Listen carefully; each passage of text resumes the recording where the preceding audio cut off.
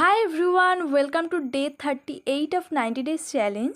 গতকাল আমি এসেছিলাম কল্যাণীতে আমার মামার মেয়ের মেসেতে। তো কালকের দিনের পুরো লং ভ্লগ আমি অলরেডি পোস্ট করে দিয়েছি, নিচে ট্যাগও করে দিয়েছি, তোমরা চাইলে চেক আউট করতে পারো।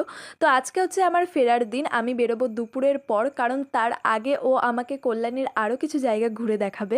এখনও আমাকে নিয়ে এসছে কল্যাণী সেন্ট্রাল পার্কে, আর পার্কটা এত সুন্দর, চারিদিকে সবুজে মোড়া, তার সাথে ফুল পাতা, মানে আমি তো পুরো মুগ্ধ। তারপরে এই স্টেডিয়ামটা দেখো কত সুন্দর।